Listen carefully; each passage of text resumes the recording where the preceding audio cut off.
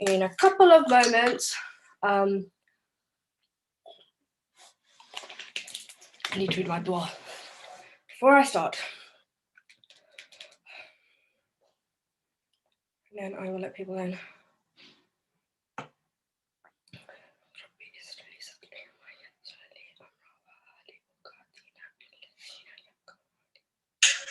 In a couple of moments. Oh God. It's already started. Cool. Okay, so the recording is already live. The broadcast. I'm just gonna hit record on Zoom and then resume recording, and then that should hopefully mean we are good to go. Okay, yep, it's recording. Can you see it recording? Yep, cool, awesome. Okay, cool, I'm gonna let everyone in now.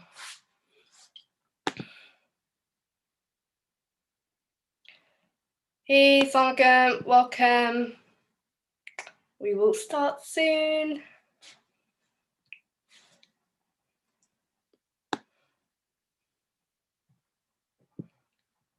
Hey, Taz. Assalamualaikum, everyone. Come through. While we're waiting, please do introduce yourself in text chat.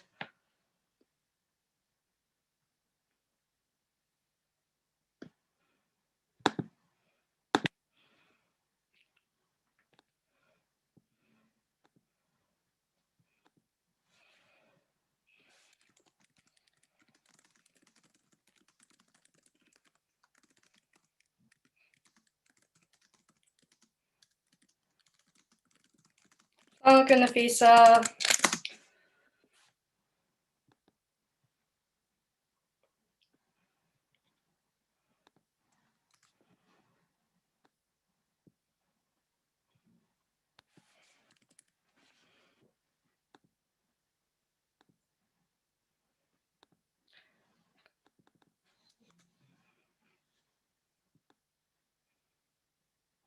Assalamualaikum, Ramirez. Assalamualaikum, everyone. We will start soon, but in the meantime, just keep introducing yourself, and I'll keep admitting people in.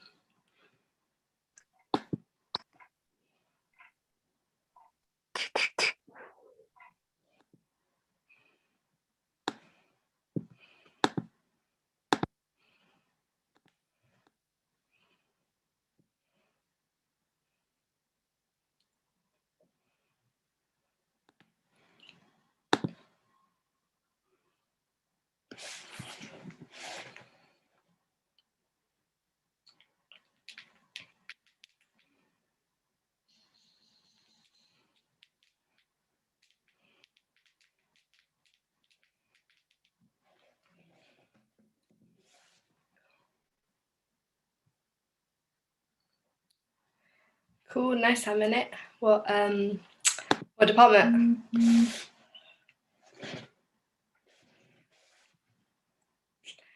Yay, Taz, welcome. So nice to have a lot of old faces in the house.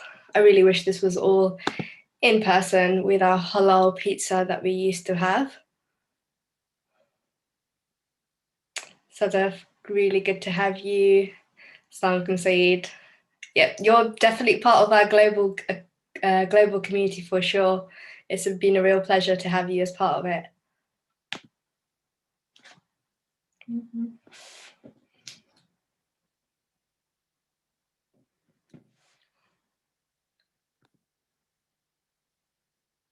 Oh wow, there's so many old names that I recognize on the guest list from way back in the days. So it's so nice to have you all join us today.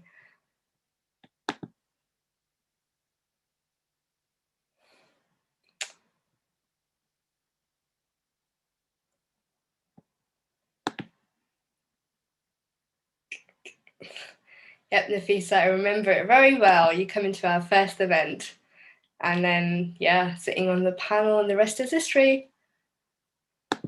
Mashallah, everyone's been doing incredible things in the last 5 years.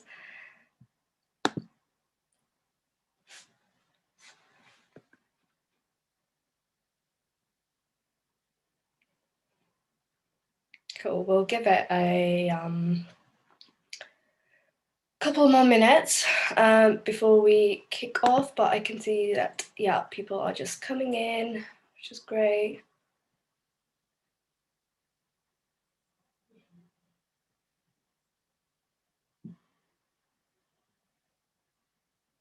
Backpacking, love that. Where did you backpack to?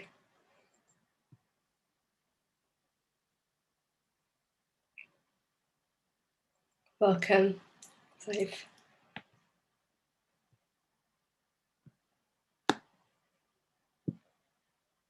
Cool.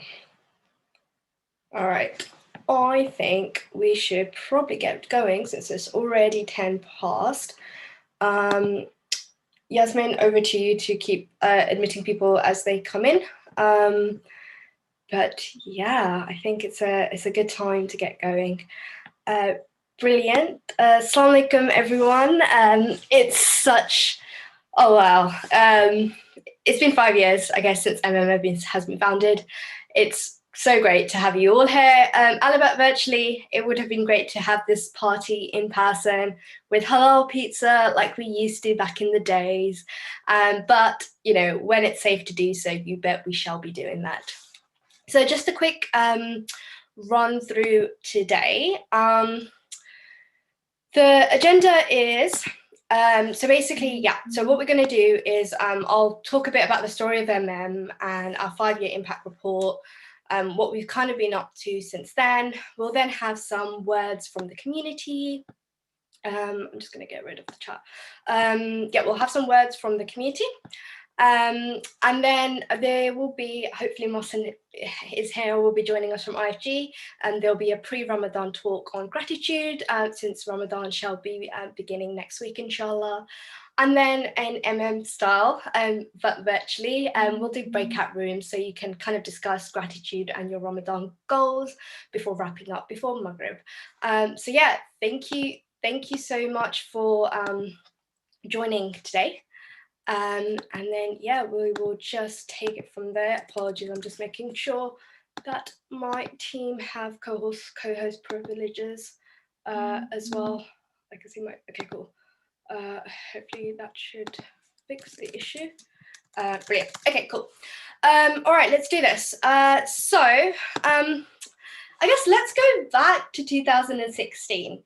I can see some of you have been obviously sharing in chat what you were up to. Some of you were backpacking. Some of you were working in different organizations.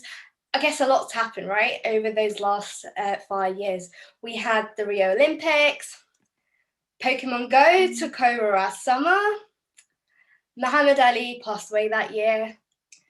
And actually, when I was doing a bit of research for this, it's been 5 years since UK actually voted for Brexit. Trump actually also got elected that year. There was also terrorism attacks, like the Nice truck attack. A lot was basically happening in the world, but amongst all of that, all the crazy stuff that was happening in 2016, a simple tweet, a simple direct message between two people who were super passionate about inclusion of Muslims within the tech industry.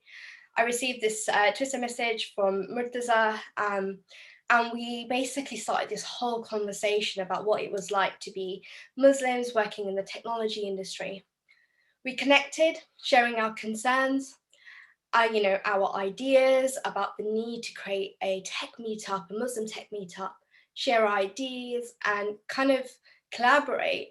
And we did this pretty much in a political climate that was being super anti-Muslim, but it just felt so right. It was our time to reclaim the narrative and help people in our community thrive. So our first event, March 2016, it was a very quick thing. I was working at Makers Academy at the time. I had access to a venue. I literally met like a Muslim entrepreneur who had been in the tech incubator like the weekend before. And I was like, great, we have a role model. Let's do this. Let's just put on an event, see what happens. And mashallah, the room just, packed out. We then obviously turned to the community. We started to ask them, how do you think you can help MM? And just off the back of that, it all kind of took off. Initially, it was a lot about lack of inclusion and the acceptance in the workplace, poor representation. Our mission was to break down barriers such as the lack of opportunity, education, resources, and empower like-minded Muslims to build their creative confidence together, owning their workspaces and paving the way. As we've grown, we have realised the importance of allyship and are grateful to have worked with lots of different tech companies, because we believe it's really important to expose our community to companies, and also where the power often lies as well, but also enable them to feel welcome in industries that they feel they're not normally welcome in. We recently did a bit of brand work in terms of framing who we are and what we do. Shout out to community member Hafiz, who really helped us really kind of hone in on how to describe ourselves currently. But as we, as things form, I'm sure we'll go through many iterations. Right now, we say we are a community of Muslim changemakers who upskill and pioneer the world of tech. And ultimately, there are three key main things we do: networking, upskilling, and knowledge sharing. And ultimately, is about providing a safe space, which is fueled by growth mindsets, facilitate collaboration by connecting cross-industry expertise. Now, before we go into our impact report, one thing I really want to emphasize is sometimes when you look from the outside, you actually might think that an organization is well funded or somebody's really actually working on it full time. The truth is, from the last 5 years, it's pretty much been volunteer run. We've built the community part-time while having day jobs. With very little funding, we've had a bit of sponsorship here and there, a bit of things here and there that kind of just helped us deliver a bit more. But ultimately, we've done this pretty much on next to nothing. Over the years, there have been many different people who played a part in Muslamic Maker's journey. First up, in 2016, it was me and Murtaza. Soon after, Fahim and Nafisa joined us, and we started to do lots of different events. Taz then joined us in 2018, with Zubair joining us in 2019. And then there was a period around 2019 where most of the team decided they wanted to step back, and me and Taz basically kind of kept it consistent, kept events going in the background. In 2020, we started to do a bit more of a recruitment drive, pretty much in the middle of the pandemic, and basically built up a whole new team. And that was made up of Abdul Shakur, Yasmin, Zahid, Dilruba, and Anam, who are our current team. But there've been so many other people that have dedicated time, stuff that happens in the background, things like our website being updated, shout out to Musti, other people that have done the most basic admin task but really kept us ticking over, Mohammed Jiva, this stuff that goes on that isn't the glamorous stuff, isn't the stuff where, hey, it's me, the talking head. There's so many people that do those unglamorous jobs that have honestly made what it is and have allowed us to be consistent, allowed us to kind of, stay key and take it to what it is today. Just a handful of different kind of companies and organizations we work with and have worked with in the past. And I guess I'm now going to go into our findings, but before I do, again, I want to give a really special thank you. Putting together a report 5 years after your inception, it was a lot of hard work, going back in time, speaking to people, collecting anecdotes, stories, etc. And the thing that actually made it super strong was the fact that, again, our community members stepped up. Haroon, Hafiz, Arusa actually helped rewrite a lot of the copy for the report. One of the team members will post a link in the chat and you can download the full report, but on the glance on the website, you can see our key stats. We had a corporate volunteer who helped us with some analytic support. And then we had a community member River, who basically let us use his retainer days from his design agency, which allowed us to produce a beautiful report, which I have printed, but it's in the other room. But I will show you that later because it's absolutely beautiful. And I had a few physical copies printed just for the team, etc. But please do have a proper read of it. So I'm going to go into a few things.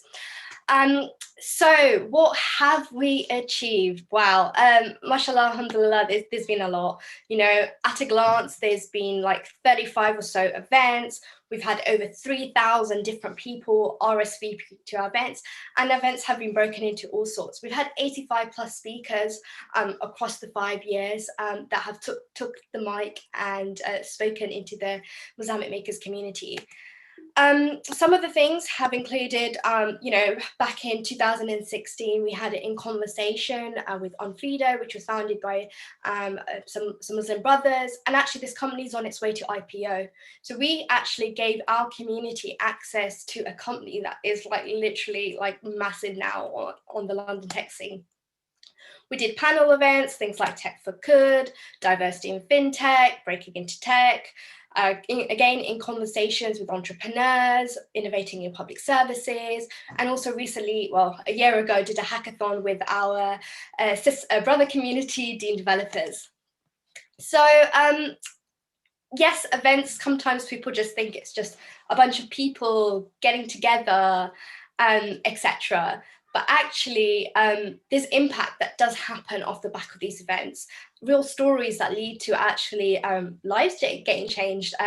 You know, Fahim was introduced to Nafisa, and in his own words, it was one of the most impactful work he did of his career. Then on the flip side, as speakers, you know, as being a platform where actually Muslim people can take the mic in a safe space with the audience is also very relatable. Abby, I remember this very clearly. She spoke at our public innovating services event. It's kind of super nervous, and it was her first time that she actually did a public talk to an audience. And if any of you follow her on Twitter now, you would know that she's quite a public figure now. She does a lot of public speaking, and it's really nice to know that MM kind of provided that safe space that kind of helped shape her, that pivotal moment. Yes, we're a tech community, but those soft skills are really what makes the leaders and the pioneers. And MM definitely kind of helps play that part. Again, some stats from our kind of impact survey that we ran. You know, 91% of the people said that they gained a supportive community, 81% said that they gained knowledge. We also actually made people also feel more confident in their identity as a Muslim, from 71%, and also people kind of having collaboration, you know, collaborating with people, etc. as well. Talking about the community, so about 2-3 years ago, I actually started to gather detailed data in terms of our community and what it was made of. And right now, you know, majority of our community is kind of software engineers, technical, CEO founders. And last year, thanks to the amazing work the team did, we actually also have more of a student community as well. But the rest is massively diverse. And that's what makes MM like super special as well, because we're not saying you have to work in tech to be part of it. You just have to be interested in it. And by, again, bridging those cross-industry expertise, super help. And also, I guess some demographic stats have been really interesting to kind of unravel as well. The age of our community is super diverse. Gender, you know, naturally there are more male than female, but actually in the UK tech industry, 19% are women. So actually the fact that we're around 37%, I would say we're doing a pretty good job. The location of our community, we were very London-centric, being, you know, the founders, the founding team, all of us were very London-centric. So all our events were in London. And the blessing of the pandemic has been, it's definitely forced us to think nationally and globally. Before the pandemic, we were going to start a Manchester chapter. Inshallah, we hope for that to kind of kickstart, led by Yasmin. But that global community, 17%, you know, is growing, and definitely our Slack community really took off. And we're diverse as well in terms of ethnicities. Shout out to Junaid, a data scientist in our community, who put together this beautiful word cloud of actually key sentiments in our Slack community. As you can see, they were super positive. Things like love, happy, amazing, excited, helpful. So you can really see that it's a super positive community. And lots of messages have been exchanged, and a lot of them in direct messages, but actually that's a good thing, because for us that actually shows that people are connecting and collaborating and finding the right people that they need for whatever it is that they're working on. 40% of our community have had some form of a side hustle. Again, I'm personally not surprised by that. Zahid will be working on something over the Ramadan period so we can unravel and see what more of these projects that our community are working on. So do keep an eye out for that. And over 9 million of startup funding has been raised across just a handful of startups in our community. If I was able to get the data on like every single startup, then I'm sure this number would be way higher. It's pretty impressive, because actually to us that shows there are people in our community that have so much interesting knowledge in terms of how to raise VC funding, seed funding, etc. So it just kind of really shows the quality. And 75% of our founders in our community have created new jobs over the last 5 years, thus also helping the economy. So these small things that everybody is doing has a massive impact on society, etc. as well.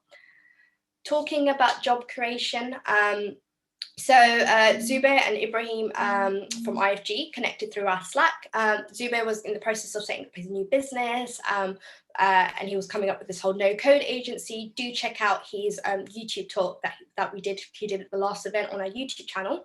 And he secured his first client that he secured was through which was a Islamic finance guru, where they created this kind of investment comparison dashboard. And now, mashallah, he has a team of 7. So yeah, makes a difference to people's lives, livelihoods, and really plays that part. I talked a bit about the pandemic. So the pandemic obviously hit early last year, and as a community, we all had to step up. We created virtual lunches led by Musti, which is every Wednesday, an informal slot for the community to jump in and connect and chat. Off the back of that, there have been people who have gotten career support and also just friendships as well. We redid our website, we did a bit of, like I said, a rebrand. There was a lot of strategic analysis. We carried out a series of events as usual, but this time virtually, including Muslim women in tech, no-code, CV workshops, because, hey, students were having their graduate placements cancelled, so we really wanted to support the student population. We launched a mentoring platform and a 4-month digital careers program.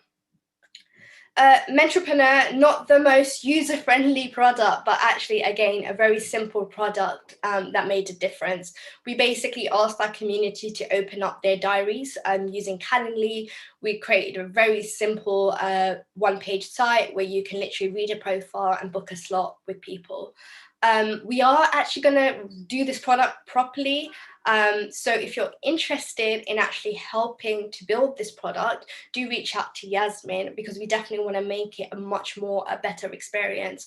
But for what it is, it did its job. And yeah, thanks to everyone who kind of volunteered their time through it. And the Kickstarter program, this one is very near and dear to my heart. I always had an ambition with Muslamic makers to do some kind of skills program. And for most of the time, I was always very busy delivering events. But thanks to the great team, I was able to step back last year from events, let them get on with the events, and actually focus on what a skills program would look like. I was fortunate enough to just receive a very tiny grant, 2K, for the amount of work I did. It wasn't a lot of money, but I like to be transparent. And that basically, I call it like motivation money, because I would have always sat on this idea, but the fact I had to like report back to somebody enabled me to like finally make this thing happen. And yeah, so ultimately it was our first online skills development program. It had 38 Muslims from many different backgrounds join, and it was made up of different things: training with industry experts, so that was workshops. We had work experience opportunities through tasks set by startups. They were matched with a kind of a personal coach. Coach should kind of guide them through their journey, and naturally they were introduced to the community as well. We had 130 applications for that, so it was quite a hard process to actually pick. We had 19 coaches. We had a diverse range of age groups, And over 300 plus hours of personal coaching and mentoring happened over that 4 months. Our demographics were fairly balanced, and the situations that people were coming from were varied. But naturally, with the pandemic, there was a lot of people in terms of recently made redundant as well. And one of the things that one of the teams did actually was they did a task with Musmatch where they did a bit of user research for their product, which they then presented back to the Musmatch team, and the Musmatch UX team actually went and made that change on their product. So the impact of their research actually led to kind of better safety for women and other things also happening, which was very cool to see. And yeah, I am not going into all these stats, but just at a glance, there was 4 different kind of streams in terms of workshops. So people obviously increased knowledge in all of them, but also depending on the situation that people were on, the program impacted them in different ways. Things like, if they were coming from a long-term unemployed background, by the end of the program, they actually felt more optimistic. They felt like they had relevant resources. They felt like they had a good professional network. So that was cool. But also what was very cool about this program was the things that happened that I didn't design. It was, there was this machine learning channel that took off. Shout out to Yusra and Junaid, which led to this Python competition and a community, the cohort like getting involved in this really cool competition. And, we also saw one of the other coaches do a whole series of workshops on product management after the program as well. So people like spiraled off into kind of different things as well. The program, though, wasn't actually intended to get people jobs. It was to aid people on their learning journey. The fact that actually people don't know what they don't know, much about the tech industry. But you know what? I'm so proud. I'm so proud of Samara. I'm so proud of Iman, who actually both got jobs, literally, and credit the program for helping them get the jobs that they were after and they were struggling to kind of break into. To them both for working hard to getting there, but alhamdulillah, I'm very, very proud that got to play a part. So coming towards the end, post-pandemic, we'll be operating a hybrid model. Our in-person events will expand beyond London to around the UK and the rest of the world. Our digital programs and events shall continue to grow. Which brings me to something a bit awkward. So we've been really thinking hard about how do we help self-sustain. It's took me a very long time to be okay with the idea of asking money from the community. It's never always felt right with me, but I've done a lot of soul searching, spoken to a lot of advisors and friends. And the truth is has to live on, right? If something happens to me or whatever, like financial means can keep it going, etc. But I don't want to create a membership system. I don't want to, say, oh, people have said to me, oh, why don't you just charge people and give them access? No. That goes against everything MM stands for.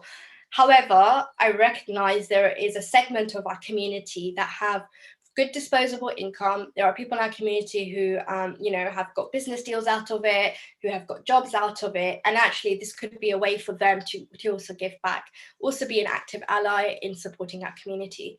The money will help us to pay for tech tools, access to events, thank you gifts. It was only recently because I got a donation from an ally. It was a £500 donation where I was able to finally send notebooks, Muslamic makers swags to some of our speakers and people on the Kickstarter program. The first time in 5 years. And you don't know how much that meant, that the fact that I could actually show gratitude to people. So money does unfortunately make the world work around. And so those, that's what the money can also be used for. But also, look, at the end of the day, you can also give your time, right? You can join our volunteer pool, just reach out to any of us, and we have ad hoc tasks that you can kind of help us with, or even better, introduce us to your companies. We're launching an annual sponsorship where a business, an organization, or a tech company can support us. What they get in return for just £500 is a logo on our site, a social media post announcing their sponsorship, 2 job postings or a link to relevant content at any point in the year, which will go in our newsletter, go in our Slack community, and then invites to a diversity inclusion roundtable discussions, which will kick off so that these companies can learn more about the Muslim experience. So like, honestly, introductions will take us, honestly, you know, the supporters club thing, cool, but honestly, this thing will definitely open up more doors for us. So just introduce us to your companies. If you have a business, why not think about becoming a yearly sponsor? And yeah, so I guess just to end, Jazakallah khair. I am who I am today in my career because of having the honor to lead this community over the last 5 years. Muslamic Makers is part of my legacy, but at the same time, especially in Islam as well, it's a whole thing that if I die tomorrow, it's a thing that's going to carry on. And it's going to carry on by the spirit of everybody in this room today and everyone that supported us. You know, I truly believe it'll carry on bringing goodness in this world, which is why in our next phase, it's all about becoming self-sustaining, growing it, and keep it doing amazing work and really kind of focus a bit more. So yeah, I've gained a lot, you know. Personally, off the back of I gained a fellowship opportunity, which took me to America, Pakistan, the UAE to research Muslim women in tech. It gave me experience of building community. It led to a full-time job in this area. It's built my personal brand. There's honestly no question about it. I'm a known thought leader and a community builder. I recently got selected as an Ada Ventures Angel, where I've been given 50K to invest in startups. So just an FYI on that, if you are in early stage tech startup mode, do reach out to me about that as well.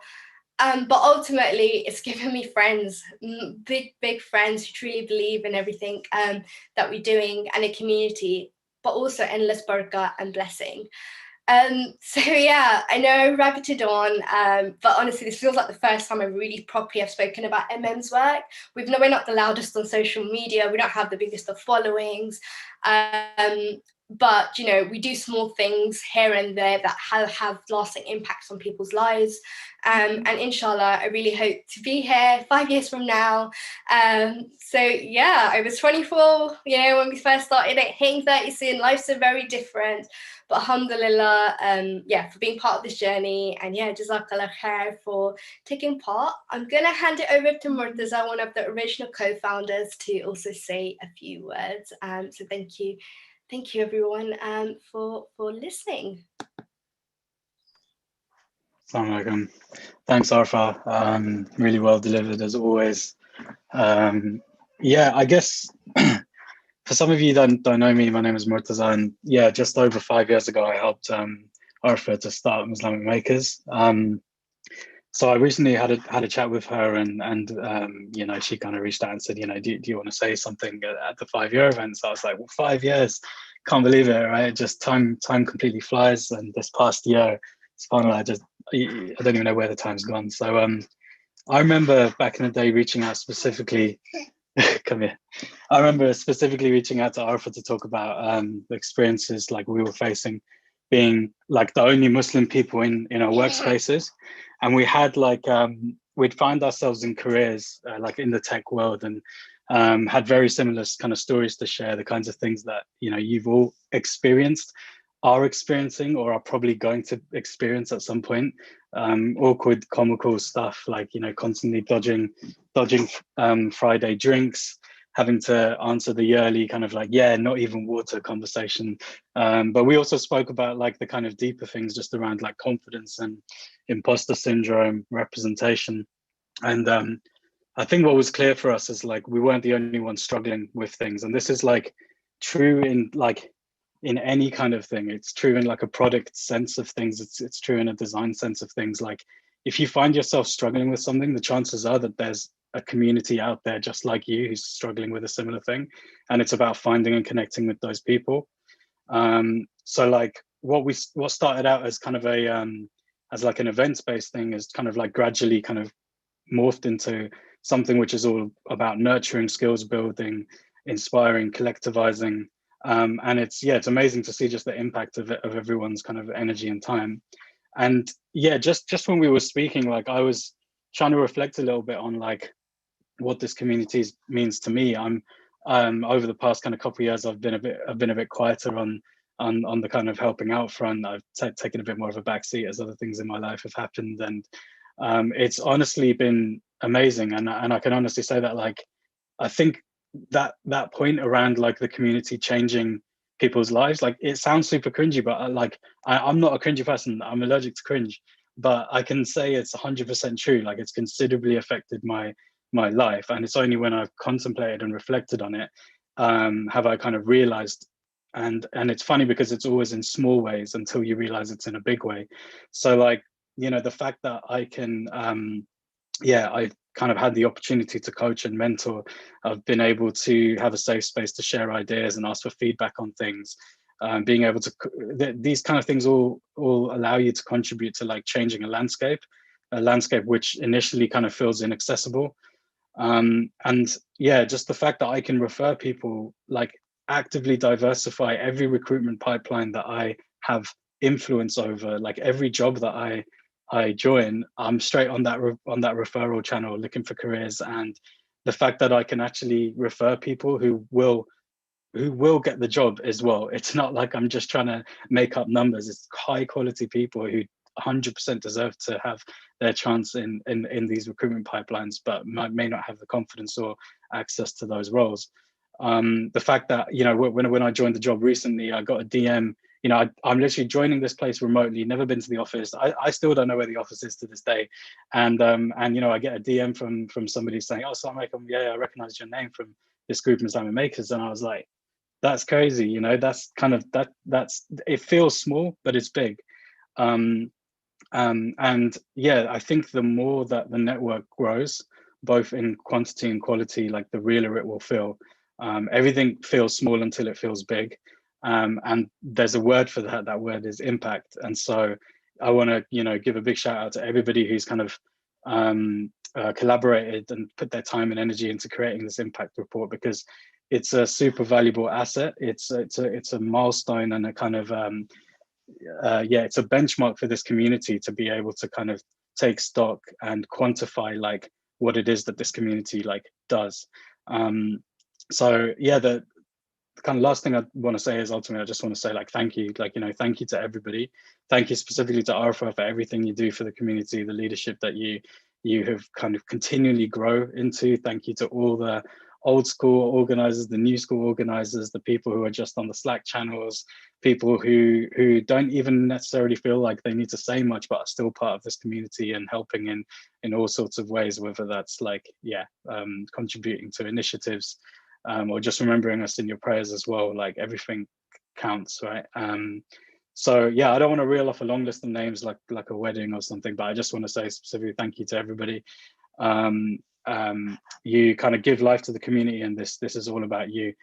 So the last thing I'll say is like continually use and challenge this community and mold it into what you think it is important to be. This space has and is always about you. It's always about the community. And if there's something you want to do, if there's things that important changes you think are important to make, then just like start the conversation, just start the DM, like open that channel, create that Google Doc, like create that slide deck. Everything starts from just a simple action and a simple intention. So I think like I would kind of leave you with just saying like thank you for everything that everybody has done and what this community does, and yeah, just continue to kind of challenge and mold this into what you believe it should be. Thank you so much. Yeah, by the way, this is the report. It's so beautiful. So old team, new team, you will get it. And if other people will see you in real life, I'm sure I'll bring up some few physical copies as well. We have a few more minutes. So if anyone has any words that they would like to share, no pressure, feel free to unmute. But I can see that there was a lot of cool stuff being shared in chat. Nope. Everyone's shy. Okay, cool. Okay, so I'm going to hand it over to Mohsen. Mohsen, thank you, Jazakallah khair, for joining us. We just thought, you know, today is really all about kind of gratitude, and it's the community and just being really thankful to the community. So we thought it would be a really good topic for us to kind of reflect on before Ramadan. So Mohsen, over to you. Yeah, thank you, Jazakallah khair, and assalamu alaikum to everybody.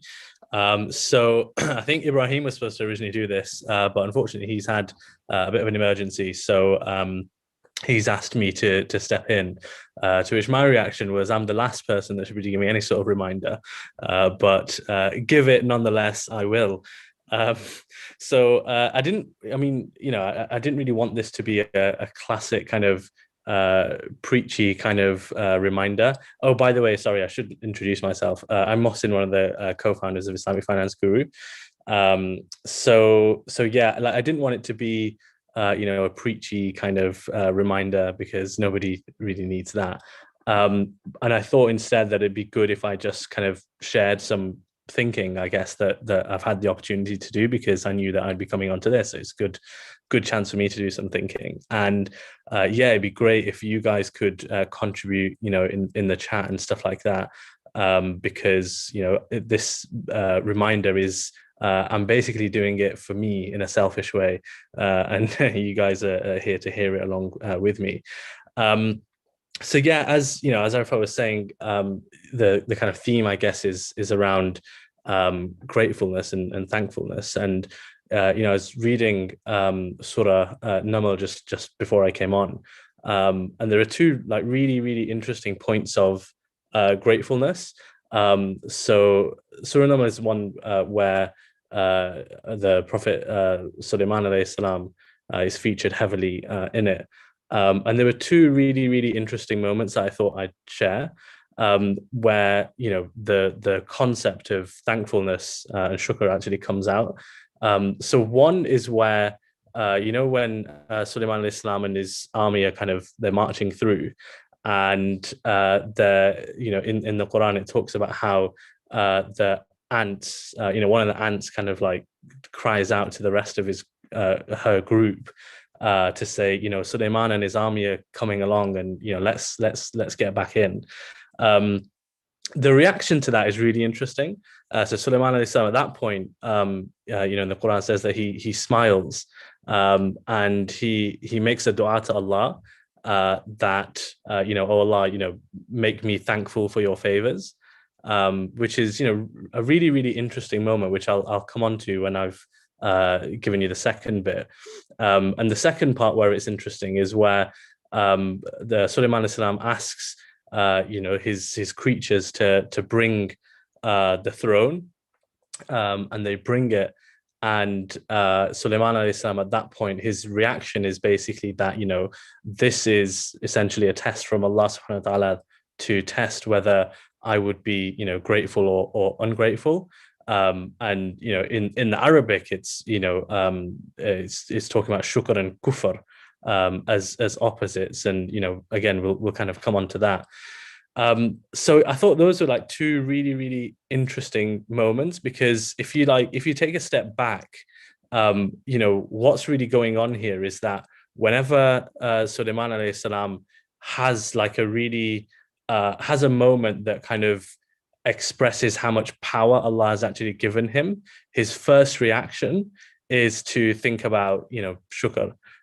It's all about I don't want to become excessively proud or anything like that, and he immediately just humbles himself to remind himself that I need to be grateful about this stuff. And I thought that was it's something very subtle. You could read it 10 times and not really register that, but because I was actually thinking about this theme of thankfulness, that's what actually brought it out. And it's in many ways like it's so relevant to our lives as well, right? Like we go through so many things in our lives, and we sometimes think we're brilliant, we're invincible, we've done this because of our hard work and whatever. And there's no doubt that effort and ability they go a long way, but ultimately everything's down to Allah subhanahu wa ta'ala. And there is a really powerful connection that you can have with Allah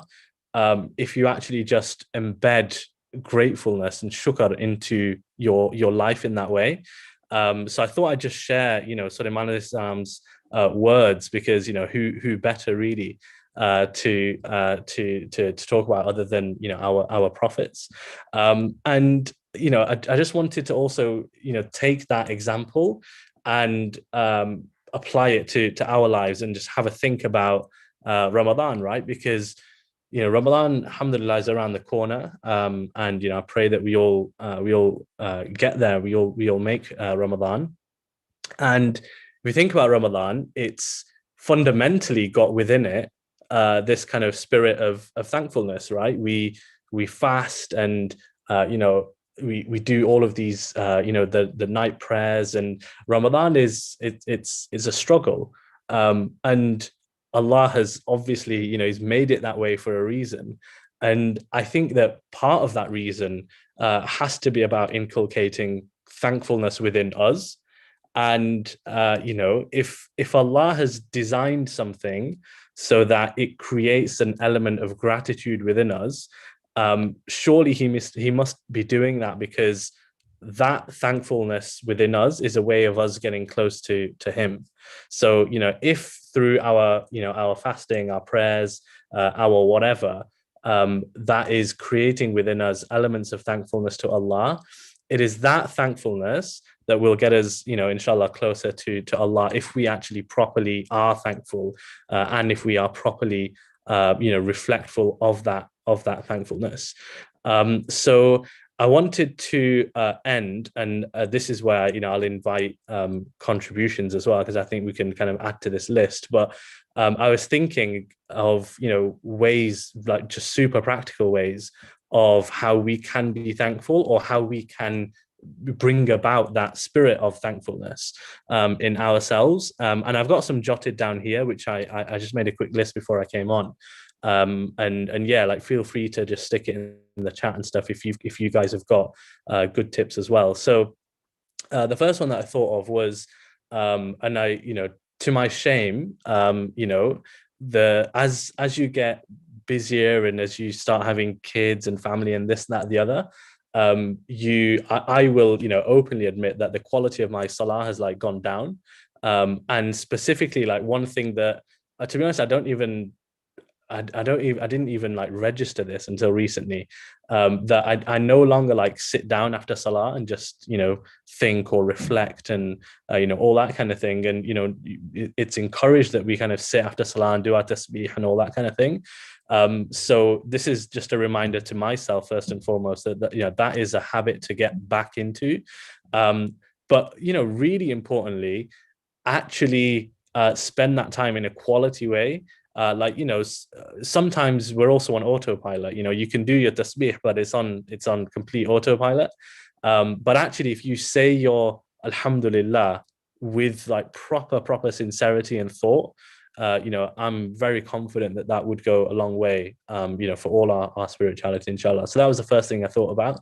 The second thing I thought about, which is specific to this year, well, hopefully only this year, is just like a bit of a reflection on the whole, COVID situation, because all of us in this virtual room, I am absolutely sure will have either lost somebody close to us, or they will know somebody who has lost somebody close, or even if it wasn't somebody close, it was kind of a bit shocking. There are definitely people in my life that alhamdulillah, I don't think I've lost anybody very, very close to COVID, but there were people within my network who definitely it was an absolute shock to see them pass away. So I think that Ramadan is definitely a good time for us to reflect on the whole COVID situation as well, and also just be grateful for us actually seeing Ramadan, because that is in itself a big ni'mah of Allah. The third thing is just properly spending time thinking about the really basic things that we have to be grateful for. Because when we talk about gratefulness, sometimes we slip into this thing of like, we think about it in big picture and like big concepts, but actually like we should be very, very granular about thankfulness as well. And I wanted to share like a really quick story. So when I went on Hajj in 2014, I believe it was, there was a guy who that's very similar to me. And we got close during the course of Hajj, as you do. And he was talking about how, he spent a lot of his youth and I think a fair bit of his adulthood as well, he had a catheter. And he was actually, and I'd never thought of, you know, gratefulness in this way.